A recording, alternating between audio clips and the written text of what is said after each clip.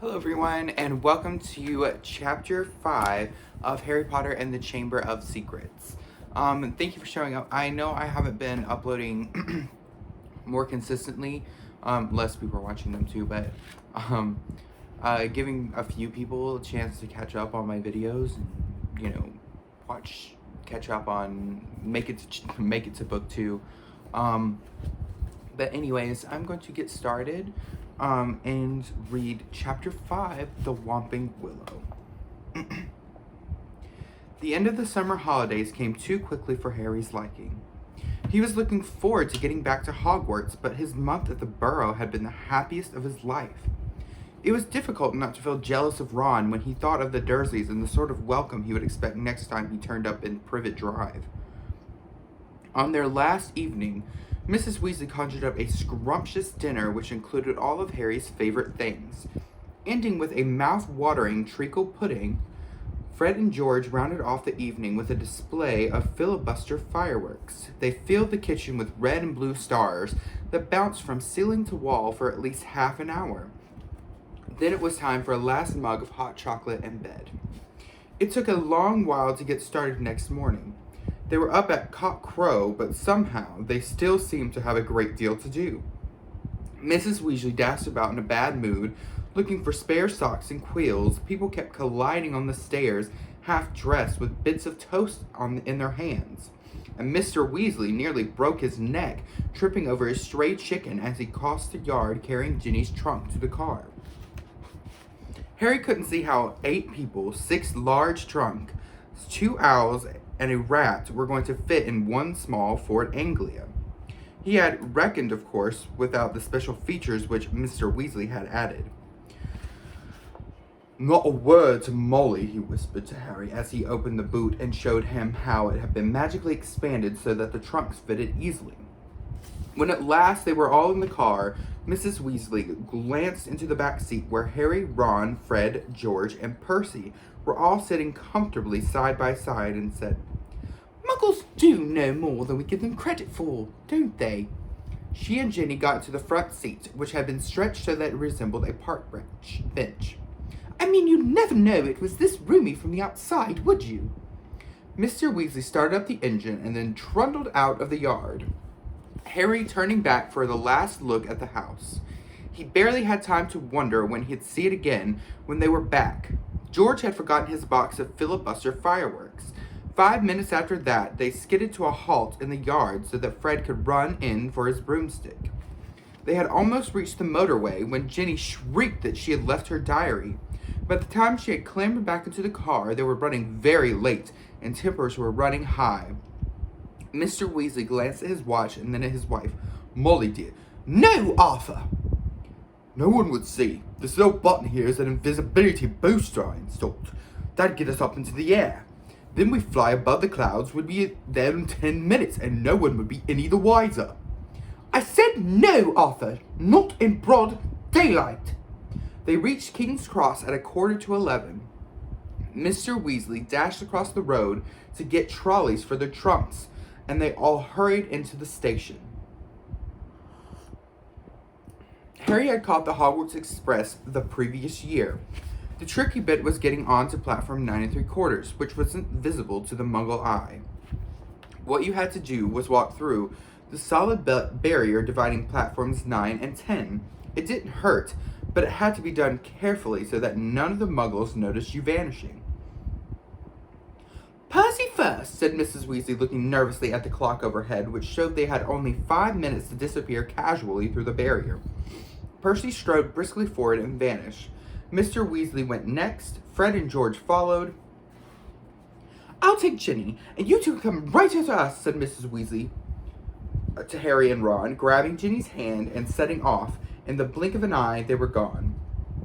"Let's go together. We've only got minutes," said Ron to Harry. Harry made sure that Hedwig's cage was safely wedged on top of his trunk and wheeled the trolley about to face the barrier. He felt perfectly confident. This wasn't nearly as uncomfortable as using Floo powder. Both of them bent low over the handles of their trolleys and walked purposefully towards the barrier, gathering speed. A few feet away from it, they broke into a run and crash!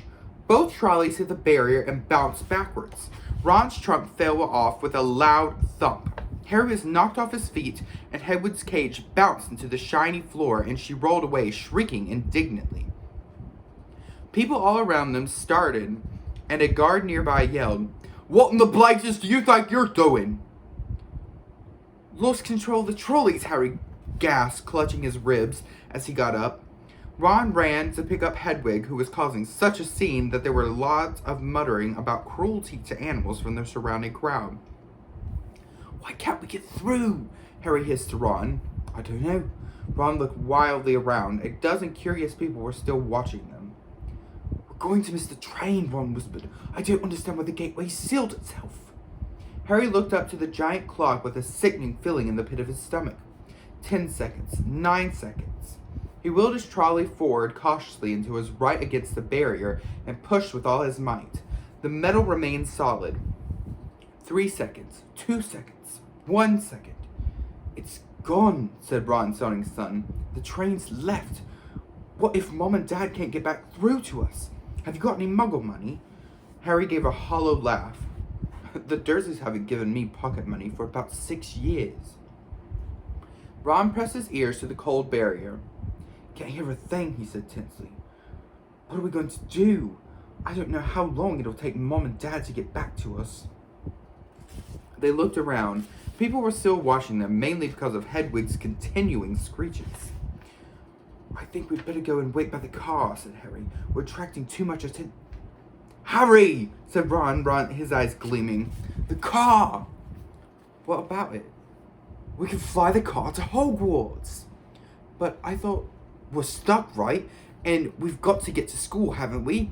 And even underage wizards are allowed to use magic if it's a real emergency. Section 19 or something of the restriction of thingy." Harry's feeling of panic turned suddenly to excitement. "Can you fly it?" "No problem," said Ron, wheeling his trolley about to face the exit. "Come on, let's go. If we hurry, we'll be able to follow the Hogwarts Express." And they marched off through the crowd of curious muggles out of the station and back into the side road where the Ford Anglia was parked. Ron unlocked a cavernous boot with a series of taps from his wand. They heaved their trunks into it, put Hedwig on the back seat, and got into the front. "Check no one's watching," said Ron, starting the ignition with another tap of his wand. Harry stuck his head out of the window. Traffic was rumbling along the main road ahead, but their street was empty. "Okay," he said. Ron pressed a tiny silver button on the dashboard.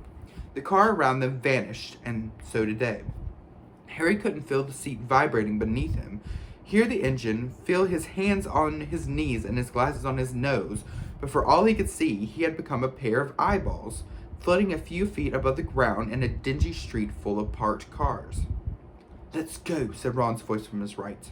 The ground and the dirty buildings on either side fell away, dropping out of sight as the car rose. In seconds, the whole of London lay smoky and glittering below them. Then there was a popping noise, and the car, Harry and Ron, reappeared. "Uh-oh," said Ron, jamming the invisibility booster. "It's faulty."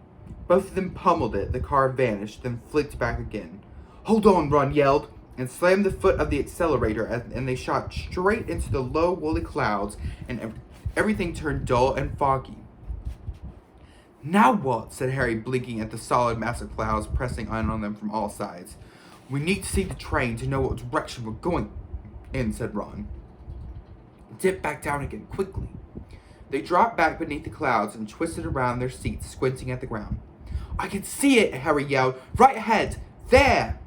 The Hogwarts Express was streaking along below them like a scarlet snake.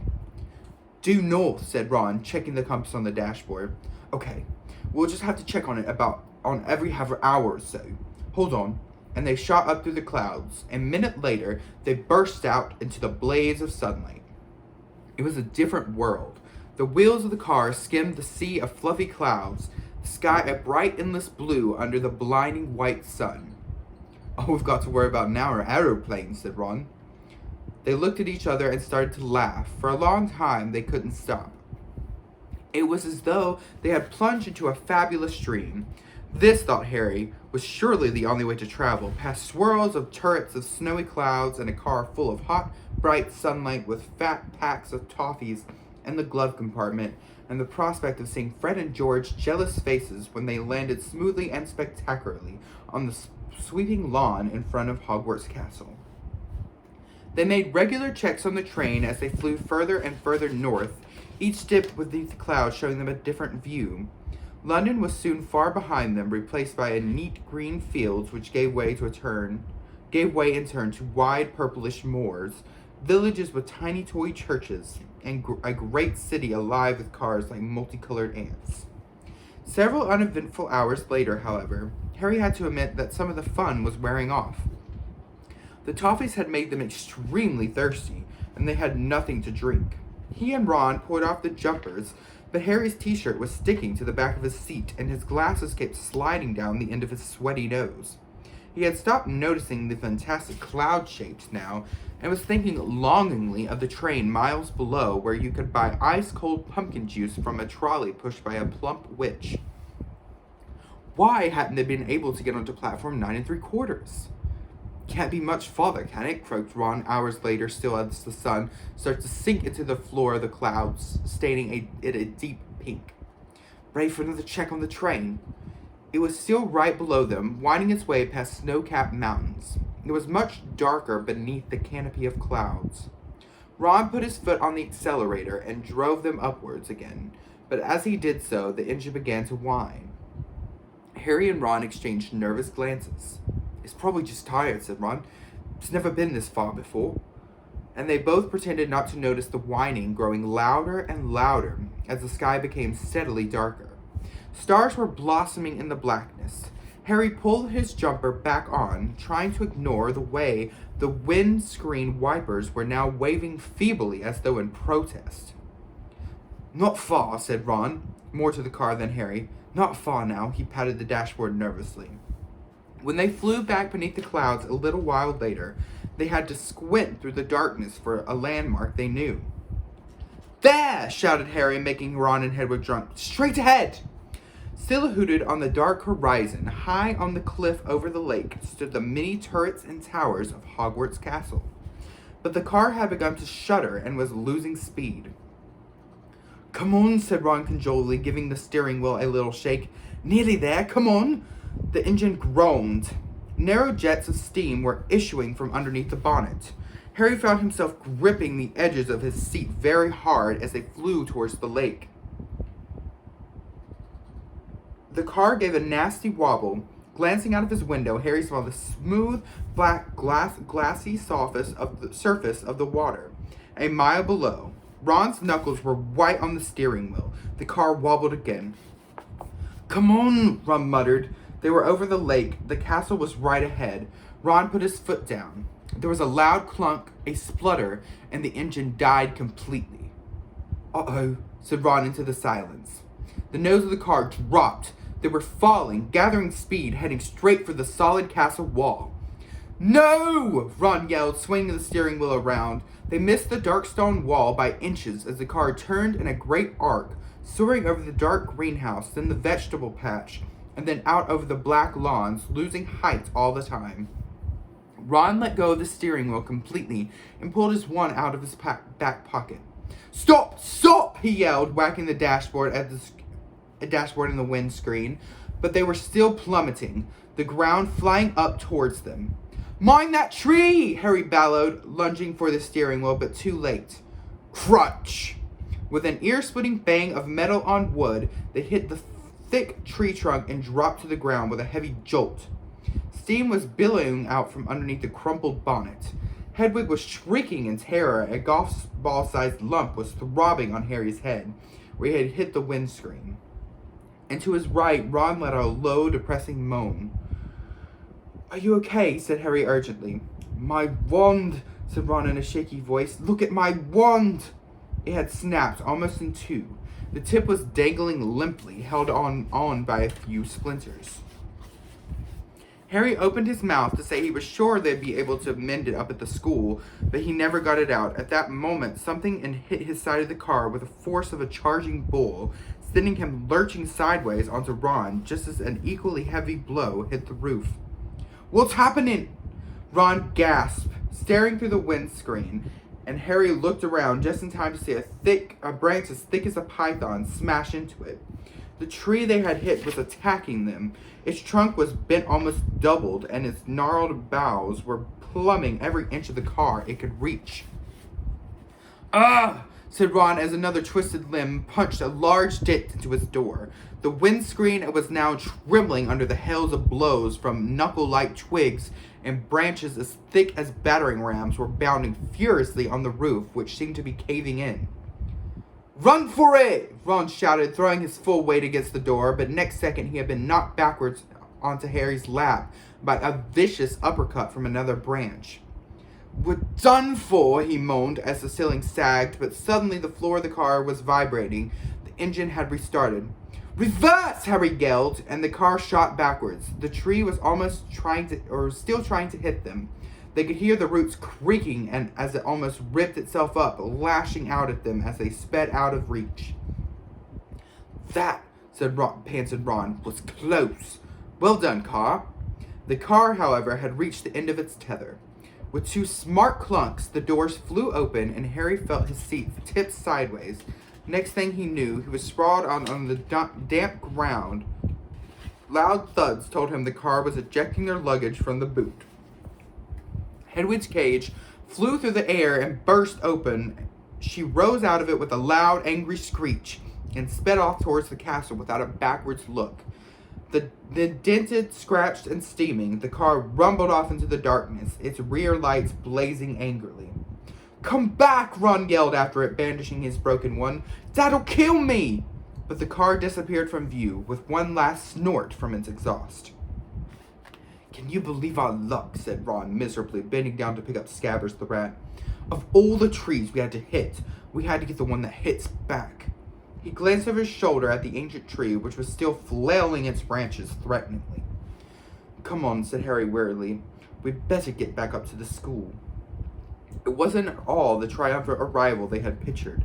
Stiff, cold, and bruised, they seized the end of their trunks and began dragging them up the grassy slope towards the great oak front doors. "I think the feast already started," said Ron, dropping his trunk at the foot of the steps and crossing quietly to look through the brightly lit window. "Hey, Harry, come and look. It's the sorting." Harry hurried over, and together he and Ron peered at the great hall. Innumerable candles were hovering in midair over 4 long, crowded tables, making the golden plates and goblets sparkle. Overhead, the bewitched ceiling was always mirrored with the sky outside, sparkling with stars. Through the forest of pointed black hats, Harry saw a long line of scared-looking first-years filing into the hall. Ginny was amongst them, easily visible because of her vivid Weasley hair. Meanwhile, Professor McGonagall, a bespectacled witch with her hair in a tight bun, was placing the famous Hogwarts sorting hat on a stool before the newcomers. Every year, this aged-old hat, patched, frayed, and dirty, sorted new students into the 4 Hogwarts houses: Gryffindor, Hufflepuff, Ravenclaw, and Slytherin. Harry well remembered putting it on exactly 1 year ago, and waiting petrified for its decision as it muttered aloud into his ear. For a few horrible seconds he had feared the hat was going to put him in Slytherin, the house which had turned out more dark witches and wizards than any other. But he had ended up in Gryffindor along with Ron, Hermione, and the rest of the Weasleys. Last term, Harry and Ron had helped Gryffindor win the house championship, beating Slytherin for the first time in 7 years. A very small, mousy-haired boy had been called forward to place the hat on his head. Harry's eyes wandered past him to where Professor Dumbledore, the headmaster, sat watching the sorting from the staff table, his long silver beard and half-moon glasses shining brightly in the candlelight. Several seats along, Harry saw Gilderoy Lockhart, dressed in robes of aquamarine, and there at the end was Hagrid, huge and hairy, drinking deeply from his goblet. "Hang on," Harry muttered to Ron. "There's an empty chair at the staff table. Where's Snape?"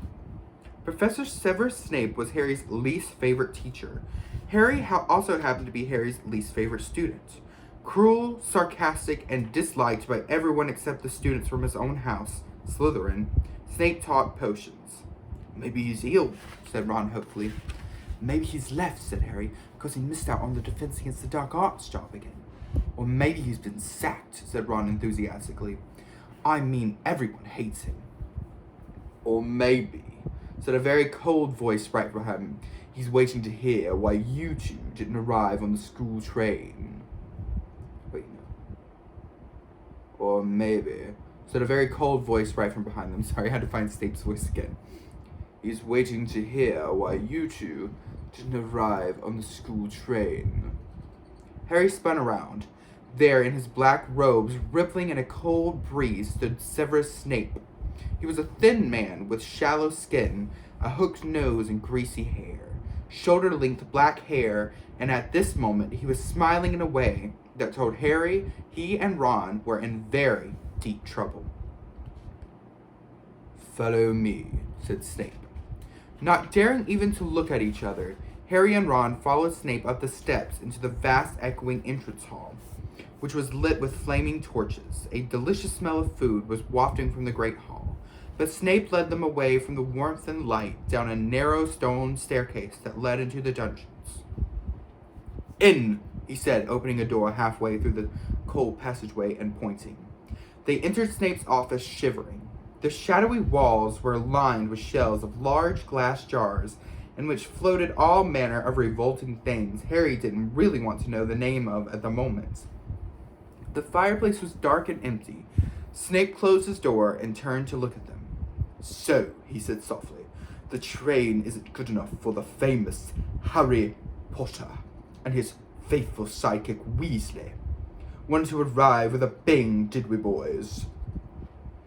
No, sir. It was the bearer to King's Cross. Silence, said Snape coldly. What have you done with the car? Ron gulped. This wasn't the first time Snape had given Harry the impression of being able to read minds. But a moment later he understood, as Snape unrolled today's issue of the Evening Prophet. You were seen, he hissed, showing them the headline. Flying forward angrily, mystifies Muggles. He began to read aloud. 2 Muggles in London convinced they saw an old car flying over Post Office Tower at noon in Norfolk. Mrs. Hetty Bayliss, while hanging out her washing. Mr. Angus Fleet of Peebles reported to police.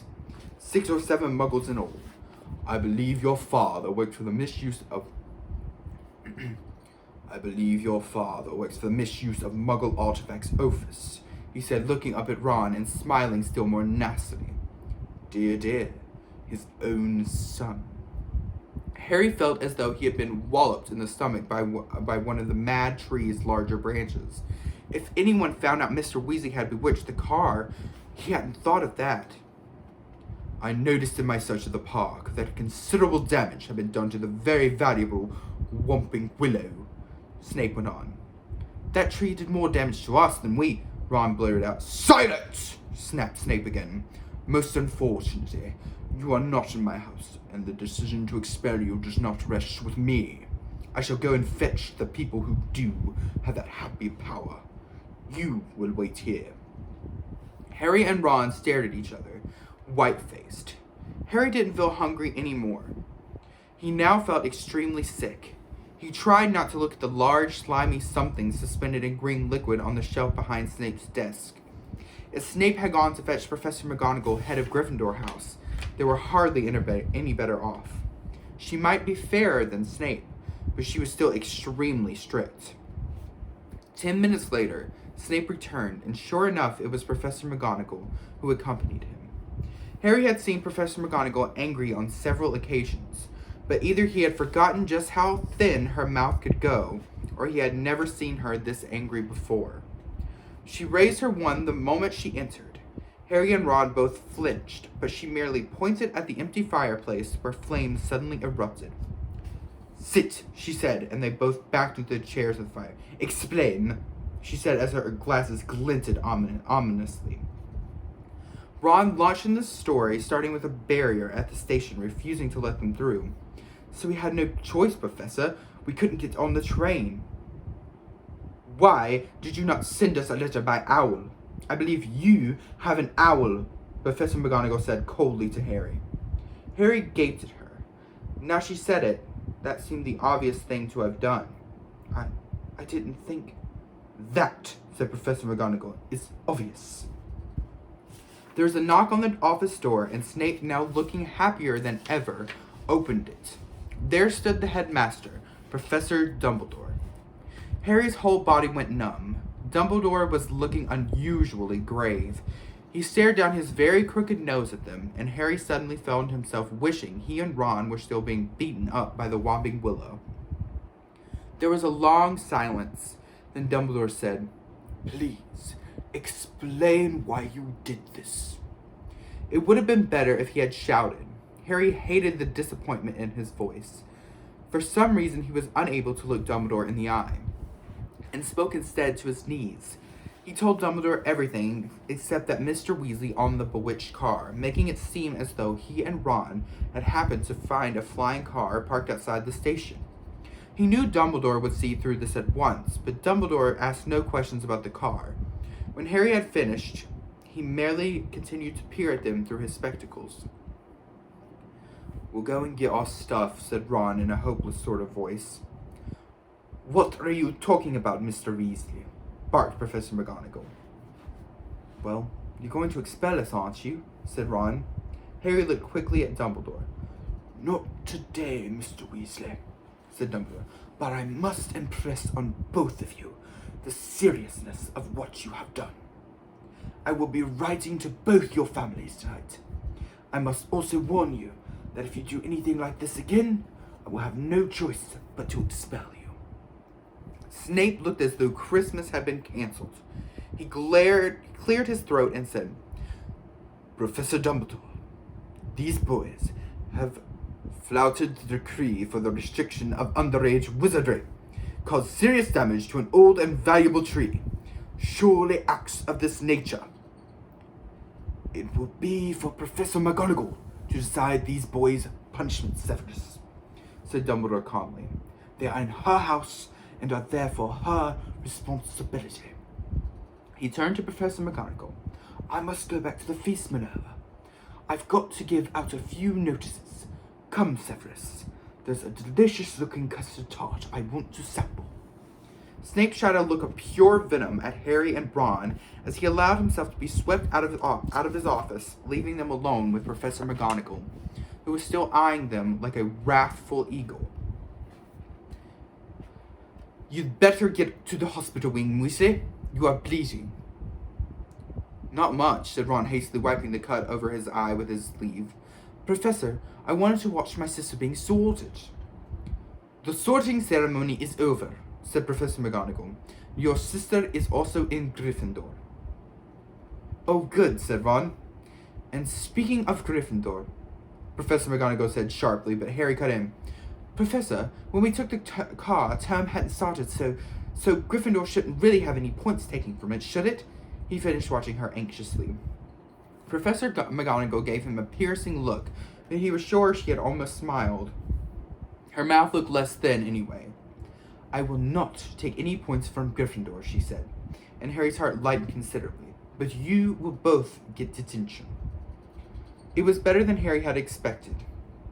As for Dumbledore writing to the Dursleys, that was nothing. Harry knew perfectly well that they'd just be disappointed the Whomping Willow hadn't squashed him flat. Professor McGonagall raised her wand again and pointed it at Snape's desk. A large plate of sandwiches, 2 silver goblets, and a jug of iced pumpkin juice appeared with a pop. "You will eat here, and then go straight up to your dormitory," she said.